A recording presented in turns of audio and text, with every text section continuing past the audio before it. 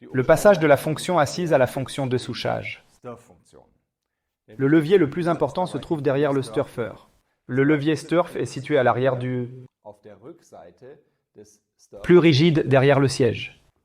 Il existe deux variantes différentes. Il y a ce levier et il y a une fois ce levier qui est utilisé jusqu'ici via un curseur latéral.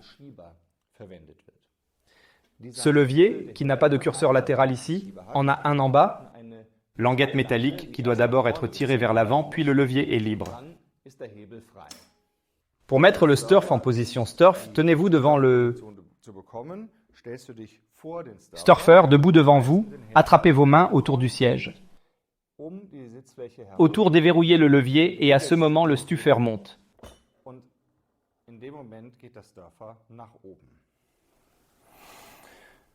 Pour redescendre le Sturfer, faites de même. Tirez le levier de sécurité vers l'avant, puis le levier rouge vers le haut. Tirez puis ramenez le Stomp vers la position où vous... Envie de s'engager, il peut être judicieux de donner une courte impulsion, mais il s'enclenche au plus tard, lorsque vous vous asseyez. Dans certains cas, il se peut que lorsque vous avez tiré le levier et, s'il ne monte pas, vous poussez légèrement vers le bas, pour ensuite le remonter. La traction avec les mains va directement vers le haut, pas vers le bas. Vers l'avant, pas vers l'arrière, vers le haut. Si vous avez étendu le Sturfer, vous devez alors, avec votre main, ici à l'arrière, tirer ce levier, puis le repose-pied est libre ici.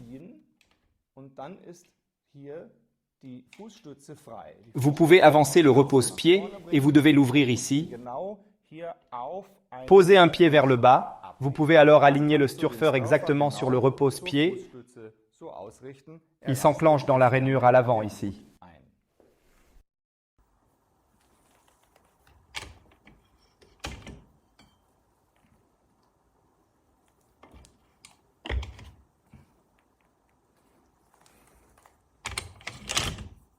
Mettre le repose-pied entre les deux jambes ici, c'est mal.